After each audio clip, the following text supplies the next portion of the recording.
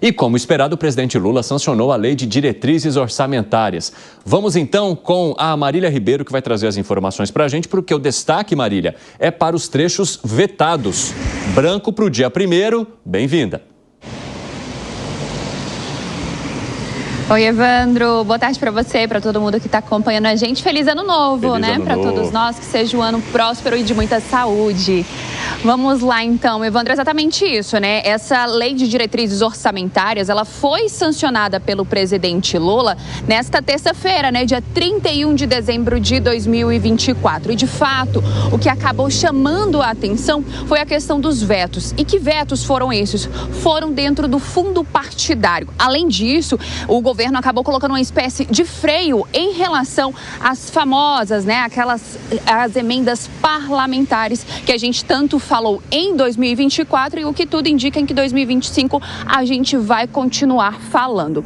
Vamos lá, né? Essa questão, né, no fundo partidário, o governo alegou que a proposta não é de acordo com o regime fiscal sustentável, pois aumenta o fundo e acaba comprimindo o valor das demais despesas da Justiça Eleitoral. Esse veto, ele foi sugerido pelo Ministério da Fazenda e também pelo Ministério do Planejamento e o presidente Lula acabou acatando. E agora o que vai acontecer em relação a esse veto, Evandro? O Congresso Nacional, os deputados e os senadores, eles vão analisar e aí é eles que vão decidir, né, se esse veto do presidente Lula em relação ao fundo partidário, ele vai permanecer ou ele vai ser derrubado. E isso vai acontecer quando? Somente em fevereiro agora de 2025, quando os parlamentares retornam para os seus trabalhos. Só que é importante a gente trazer aqui também, Evandro, que antes desses trabalhos, né, de fato começarem dentro do Congresso Nacional, nós temos ainda eleição das duas casas, né, para presidente da Câmara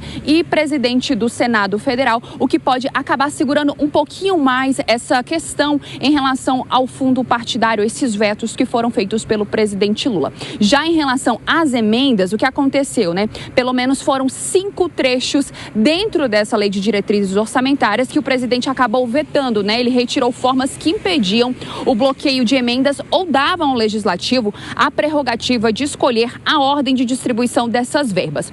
Em alguns vetos, o governo acabou utilizando, Evandro, o argumento que foi feito em decisões do ministro do Supremo Tribunal Federal, Flávio Dino, em relação às emendas parlamentares. Ele acabou alegando ali a falta de transparência e rastreabilidade dessas emendas. Lá no Congresso Nacional, esse texto ele foi votado no dia 18 de dezembro. E o que eles acabaram incluindo dentro dessa LDO, né?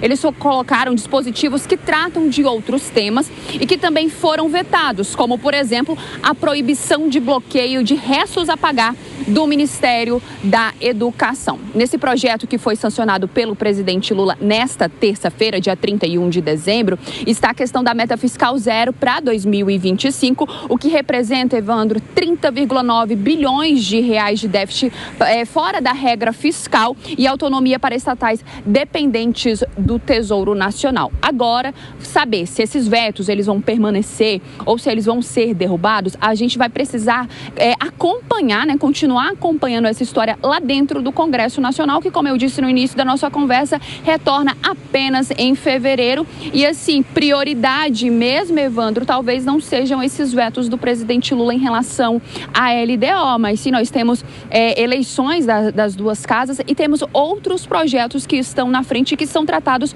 como prioritários, como a questão das emendas parlamentares que precisam ser resolvidas. Então, agora em 2025, Evandro, o que não vai faltar é trabalho lá dentro do Congresso Nacional, tanto para os parlamentares quanto para a gente, para poder trazer para todo mundo que acompanhou a gente em 2024 e vai continuar com a gente agora em 2025, Evandro. Muito obrigado, Marília. Bom trabalho para você. A gente conversa mais aqui no 3 em 1. Gustavo Segré, você entende que o presidente da República acertou ao vetar essas questões?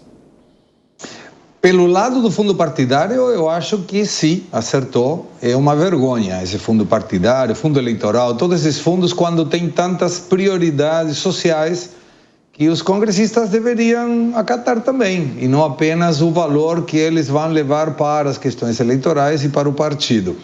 Mas o que me chama a atenção é esse veto das emendas. São 2 emendas que o presidente vetou, as individuais e as de bancada. Mas precisa 257 deputados para derrubar o veto presidencial e 41 senadores para derrubar em Senado o veto presidencial. Uma coisa muito fácil, me parece, de conseguir quando se trata de emendas. Ninguém mexe no queijo, meu queijo. No outro pode mexer, mas no meu não gostam. Então, vai prometer boas e interessantes brigas entre o Poder Executivo e o Poder Legislativo, lembrando que teve aí uma publicidade enganosa por parte do governo ao prometer a liberação de emendas que foram suspensas depois pelo ministro Flávio Dino, ou parcialmente suspensas. Então, vai ter uma coisa bem interessante a partir de fevereiro.